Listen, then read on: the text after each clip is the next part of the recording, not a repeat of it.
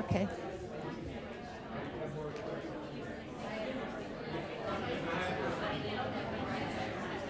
Okay. We can go ahead and have everyone seated. Our next speaker is Dr. Tara Henderson. She's the Associate Professor of Pediatrics and the Director of Childhood Cancer Survivor Centers. Dr. Henderson specializes in the diagnosis and medical treatment of patients with pediatric cancers. She has a particular interest in the care of childhood cancer survivors. Dr. Henderson's research focuses on the development of and screening for second cancers in childhood cancer survivors. She went to medical school at the University of Chicago, Pritzker School of Medicine, did a residency at Johns Hopkins Hospital, and fellowship at Children's Hospital Boston and Dana-Farber Cancer Institute.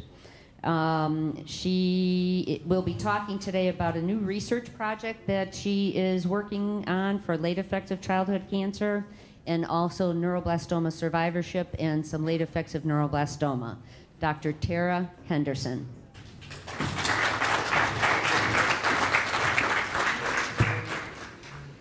Hello, thanks, Pat. It's wonderful to be here today. I'm really excited. Most of the time I get to talk to other doctors about what we're working on in pediatric cancer, and actually I was thrilled to hear from Pat, to hear that I get to talk to families and patients about neuroblastoma and cancer survivorship. I think this is a particular disease where we know the parents of and advocates for this disease really drive the research that we're doing, and I just want to thank you for the time to come in here, because I think you are going to be what propels this disease forward and the cures of this disease forward. So just to talk a little bit about what I want to talk about today is, first I want to describe what we know about the health of neuroblastoma survivors. And I really want to focus on a study that we recently got over $2 million of funding for through the Children's Oncology Group that will be opening in a couple of months. And then to describe the kind of health care that all childhood cancer and neuroblastoma survivors need as they finish therapy and go on to young adulthood and adulthood. So you may have already seen these slides today. This is what I think is one of the real successes in pediatric oncology and in medicine in general, but it's the neuroblastoma success story. This is actually a slide of the survival curves in high-risk neuroblastoma, where you can see that the bottom curve is from the 1990s, and then the top curves are from more recently, where we're really starting to see improvement in survival with the addition of multiple stem cell transplants, immunotherapy, retinoic therapy. We're really starting to see a good number of high-risk neuroblastoma survivors doing well. As a consequence of this, and as a consequence that we already know that low-risk patients and intermediate-risk patients do extraordinarily well, there's currently 20,000 long-term survivors of neuroblastoma in the United States. But we've learned with the success of childhood cancer is that the treatments that we give kids at a young age can affect their organs and their development as they grow older. And we've learned that it's our responsibility to take care of them as they age into young adulthood and beyond, and to really not just understand what the cures are, but what these cures mean in the long term. So as a consequence, we've had some amazing research that's been done in childhood cancer survivors, and this has hit the major press. So you can see CNN, Wall Street Journal, they see that there are health issues with childhood cancer survivors, and as a consequence, there's been a lot of focus and research and attention even from the National Cancer Institute and the Institutes of Health to improve the health of long-term survivors of childhood cancer. So what I'm going to be talking a little bit about today are late effects, and I just want to describe what a late effect is. Basically, it's a health problem following the cancer and the cancer therapy. But what's important to know is it often happens not at the end of therapy or during therapy, but it's something that happens years or decades after the cancer. And there's a whole laundry list of late effects that can affect your growth and development, organ function, particularly getting radiation and chemotherapy at a young age when your organs are developing can impact how they function as a patient gets older. It can impact your fertility and reproduction. and patients can be at risk for other cancers as well. There's also psychosocial late effects. I know you heard from some experts at St. Jude today about some of the psychological late effects of these patients. There can be issues with body image, mental health, including anxiety and depression. Patients can have trouble with learning, getting insurance. There can be an economic impact to these patients. There's fatigue, chemo brain we often hear about, and then sometimes this can impact families and peer interaction as well.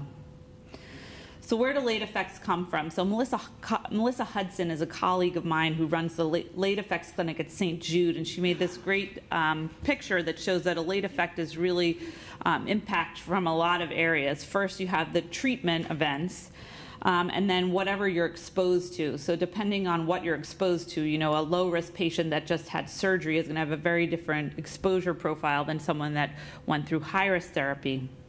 Your tumor can impact that because that also can drive what therapies you receive. A patient's genetics, so whether they have a germline cancer predisposition, can impact your risk of second cancer, such as BRCA, ATM, or P53, which is the gene associated with Li-Fraumeni syndrome. Other health problems a patient may have, so a patient may have learning disabilities or issues prior to their diagnosis that may impact the severity of the late effect. How old a patient is. So we've learned the younger that you are when you receive some of these therapies can often have a different impact than if you were, say, a teenager versus a baby when you get these therapies. As the patients get older and we start to look at their health outcomes, what their health behaviors are, whether they drink or smoke or exercise, that's actually impacting what we see in terms of the health of childhood cancer survivors as they're adults. And what we're starting to learn about now is actually the impact of aging. So we're finding that aging is actually happening in an earlier fashion in childhood cancer survivors than in the general population, and we're trying to understand why and how we can intervene on this process.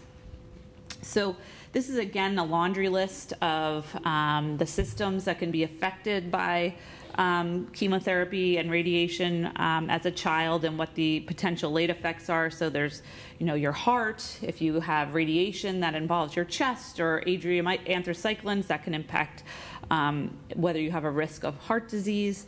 Certain chemotherapies such as BCNU, CCNU, bleomycin, which are not used as much in neuroblastoma, as well as radiation that involve the chest, can involve pulmonary issues, and so forth. So really, your risk for any late effect, you're not going to get all of them because you had certain therapies. It really depends on what you were exposed to as a child.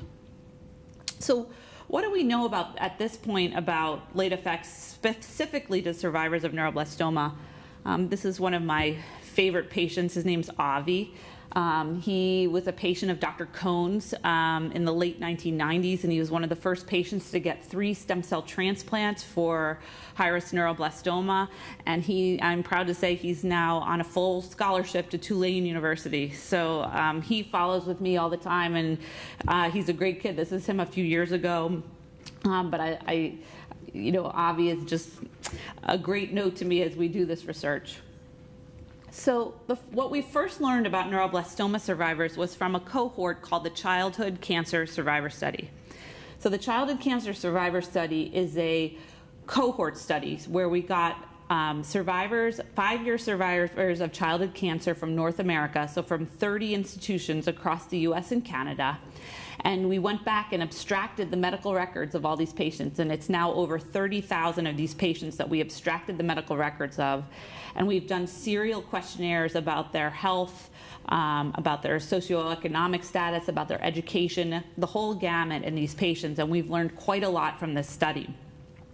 So a few years ago, we looked at the neuroblastoma survivors in this population, and actually these were only the survivors that were treated between 1970 and 1986. So this was a much earlier generation, and actually at the time, these patients, we didn't have risk stratification, we didn't have staging, but we can assume that most of these patients actually were low or intermediate risk, because in the 1970s and 1980s, we weren't seeing the success we are now with high-risk neuroblastoma. So the average age of these patients when they did the questionnaires was about 17, to give you a little perspective as I talk about some of their issues. So 20 years after their initial neuroblastoma diagnosis, about 40% of them had another chronic health condition that was associated with their therapy.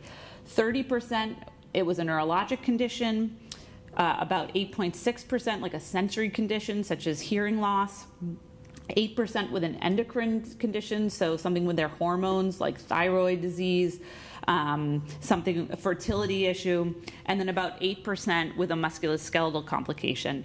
And at 25 years after the initial treatment, about 3.5% of these patients had some other cancer diagnosis separate from their neuroblastoma diagnosis.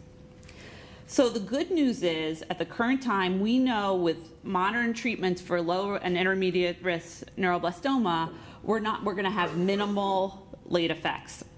So the high cure rates in low and intermediate risk disease has actually driven upfront therapy to really make sure we had a good cure. So basically we're avoiding radiation, avoiding major surgeries, and we're minimizing the amount of certain chemotherapies that we know are associated with late effects. So for low and intermediate risk disease, you get minimal anthracycline. That's the kind of chemotherapy that I mentioned a few slides back that can cause issues with your heart. And we've also minimized alkylator exposure. So alkylators are like cyclophosphamide and melphalan. These are drugs that are associated with secondary issues to your bone marrow, kidney dysfunction, and issues with fertility. So based on the fact that we're giving such minimal therapy for these patients, we assume that their late effects are minimal. But right now, the major questions that exist in neuroblastoma for these survivors is, what are the long-term outcomes of these high-risk survivors that are treated with modern therapy? At this point, the Childhood Cancer Survivor Study has never included any patients that received retinoic acid, immunotherapy, tandem transplants, or MIBG exposure. So we don't know what the long-term effects are of these therapies. We know what the toxicities are as patients receive them, but in terms of how they affect you as you go into adolescence and young adulthood, we still need to understand this. So we do have some small institutional series where we've started to look at these patients, but when we think about, many of you are probably, I know I've listened to you talking outside, you don't meet a lot of big groups of patients at any one institution. It takes coming together to understand big series of patients. But in some of the smaller series of these patients at single institutions, we are seeing in high-risk neuroblastoma survivors that they're having issues with growth. They seem to be smaller as compared to their families. And this is even in patients that didn't receive total body irradiation, which we know is a treatment that can impact the bones and growth. It does seem that cisretinoic acid is something that may be associated with early closure of the growth plates, but we need to investigate this further. We also are seeing hypothyroidism in these patients, and we think that's associated with both radiation to the chest or neck or exposure to MIBG. We're also seeing glucose issues and issues with pubertal development.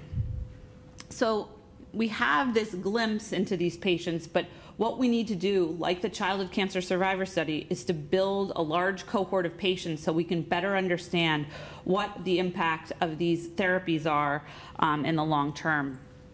And so we decided to go to the Children's Oncology Group. So I think that I know Dr. Cohn started your sessions off yesterday, and the Children's Oncology Group is one of the ways we've made tremendous success in pediatric cancer and neuroblastoma in general, and it's because we've had all the patients from all over the world really come together to do clinical trials. So we decided to look back to the Children's Oncology Group biology study. So basically, any patient that's diagnosed with neuroblastoma goes on to this biology study. And we decided to look at the time period between 2000 and 2009, because this was the period when patients were starting to receive immunotherapy, they were getting retinoic acid, and we thought we could look at this population to understand what the late effects of these patients were. So almost 2,000 high-risk survivors were enrolled during this period, and we found that there were over 700 of them that were alive at 5 years after diagnosis, and about 450 that didn't have an event. An event would be relapse or developing of a second cancer. We found that these patients were about 2.6 years when they were diagnosed with their neuroblastoma, and were currently about 11 years.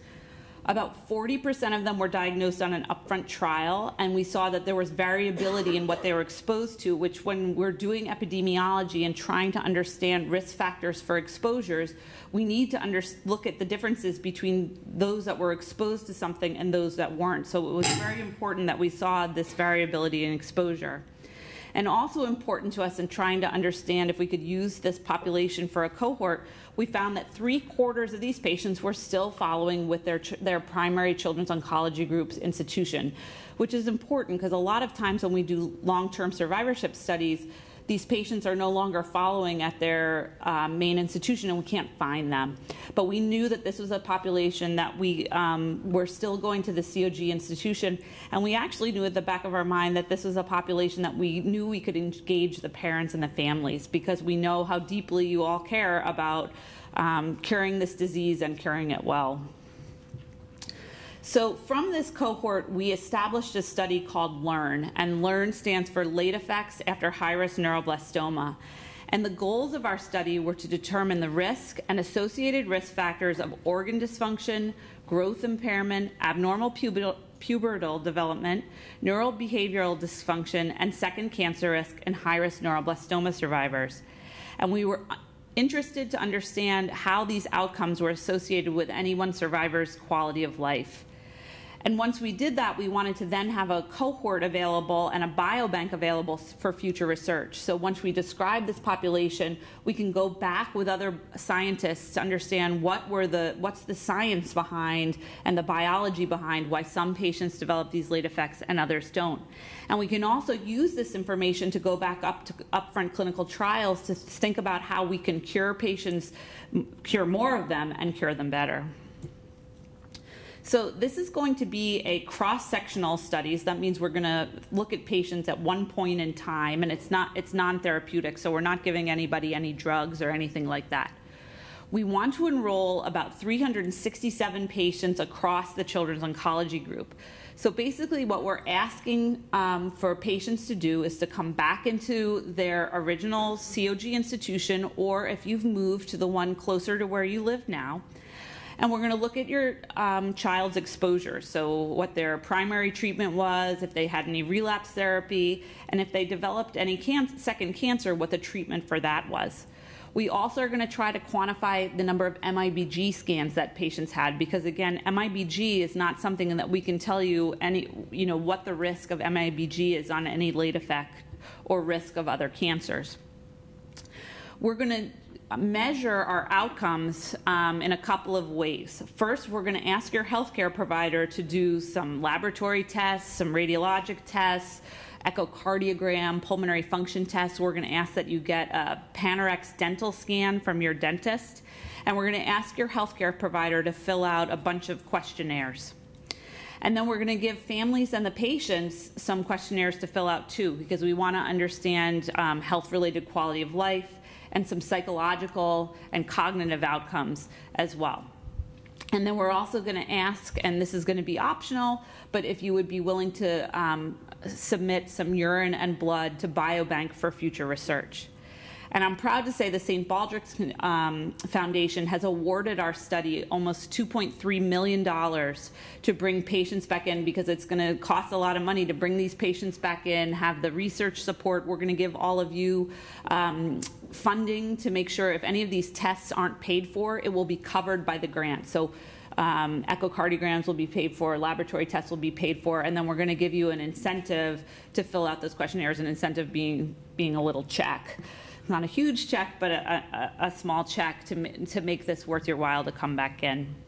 So this is sort of a schema of our study. Again, the patients that are eligible will be diagnosed with their neuroblastoma on January 1st, 2000 or after, enrolled on that biology study I mentioned to you, survived at least 5 years from initial diagnosis, and are at least 2 years from having received any neuroblastoma therapy.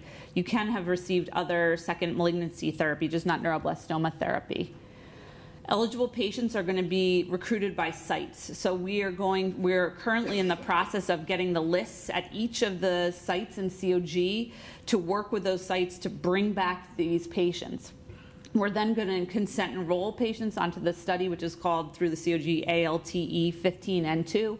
And then we're going to do those lists of procedures that I mentioned to you, the clinical and laboratory studies, the medical assessment, history and physical, and then the questionnaires from the parents. And then we're going to ask the research assistants at each of the institutions to abstract your child's medical record so that we can understand how patients were, what they were exposed to. So the protocol is currently completing National Cancer Institute review because the National Cancer Institute is very interested in this study as well and is planning to contribute to supporting this study. And we hope the study will be open by the end of August or early September. So we hope that you'll spread the word, and if you know anybody eligible for the study or you have questions about the study, feel free to come talk to me. Lisa Diller is the other co-principal investigator on this study, and the neuroblastoma doctors know about this study because we've presented it at the Children's Oncology Group over the past year and a half. In the meantime, while we're still trying to figure out what these late effects are from modern therapy, we still need to think about how to keep your children and survivors healthy. And so what do we know at this point about doing that? You know, how do we ensure that they're healthy and maximize their quality of life? So the Institute of Medicine, which is one of the most esteemed doctors in the country, actually came together and had 2 calls to action about survivorship. First, in 2003, they recommended that all childhood cancer survivors receive risk-based health care throughout the lifespan. So what's risk-based health care? Basically, it's health care that includes monitoring for recurrence, looking for and intervening on late effects and second cancers, to educate survivors and their families about lifestyle, health behaviors, and educate them about the previous exposures that they had so they understand what they're at risk for and what they're not. And then also provide support in terms of psychosocial functioning, assess with financial challenges, make sure you're covered with health insurance, that employment is an issue, and so forth. In response to this call, in 2003, the Children's Oncology put out screening guidelines, and these are guidelines for physicians to know what are things I should be looking for in terms of what exposures any patient had. So it really isn't disease-focused, but it's actually exposure-focused. These are the guidelines that came out in 2013, and we are constantly updating these surveillance guidelines as we learn more and more about late effects in patients. These guidelines currently include 166 sections. We grade our evidence. We have high-risk screening guidelines for second cancers, both for standard and high-risk groups. And actually, all of these guidelines come with health links. So your doctor can provide this to you as you receive your long-term follow-up care. This is just an example of one of the high-risk recommendations. So this is the breast cancer screening recommendation. So in the general population, you may hear the recommendation for screening for breast cancer goes back and forth between 40 and 50. But actually, if you've been exposed to chest radiation before the age of 30, we actually recommend that you get breast cancer screening starting at age 25 or 8 years after the radiation, whichever occurs last. And so this guideline shows that in these patients who got this exposure, they need to get not just mammogram, but also breast MRI starting at this earlier age. In addition to the 2003 guidelines, in 2006, the Institute of Medicine came out with recommendations for all cancer survivors. So not just childhood cancer survivors, but survivors of both pediatric and adult cancer. And in these recommendations, they recommended that every single cancer survivor receive something called a survivorship care plan. And a survivorship care plan really is like a one-page document that's for post-treatment care. It's created for you by the oncology provider, and it's for the survivor, their families really, and the primary care provider that are taking care of them. And in fact, the American College of Surgeons, which accredits every cancer center has made it a mandate that by this year, every single cancer survivor be provided with this survivorship care plan.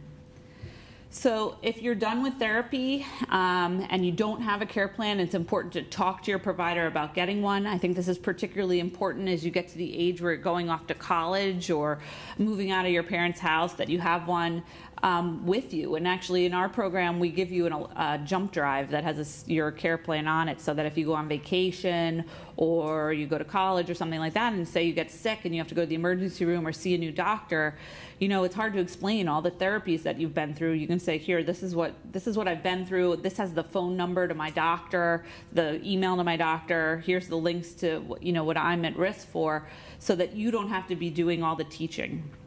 And it's important to understand that this process is not static. So we give you this care plan, but we update it all the time because your health changes and the recommendations for survivorship care changes all the time as well. So I hope I gave you a little glimpse today about survivorship care and what we're trying to do to learn more about neuroblastoma survivorship. But I want to stress to you to continue to have a partnership with your doctor. This issue of getting past your initial therapy and going into survivorship, it's still important to think about what are the issues you need to deal with long term, and that means understanding what exposures were and what the risks associated with those exposures are. Always think about what your health habits are. It's important to start healthy health habits right away. We're learning more and more that exercise, eating healthy, and reducing alcohol and tobacco use is really impacting the long-term life of childhood cancer survivors. In fact, even in adult survivors, we're starting to see that, say, for example, your cardiac outcomes are improved if you start exercising while you're receiving therapy. So we want patients to be active and moving and thinking about this all the time because it keeps your other risk factors lower. So your cardiac risk factors are kept lower if you think about these other health behaviors. Get assistance with meeting financial challenges because this can enable you to get the health care that you need, and try to keep informed about late effects research because we're just learning more and more about the outcomes of these patients every day. So I just want to acknowledge my co-investigator, Lisa Diller, who's at the Dana-Farber, Wendy London, who is a statistician who's focused in the research of neuroblastoma, and our whole study team through the Children's Oncology Group. And I'd also like to thank Sue Cohn, who I believe was here yesterday, who is my section chief and one of my role models. She's been a tremendous support as we've been doing this work. So I'd be happy to answer any questions at any time, and thanks for your attention at the end of this long couple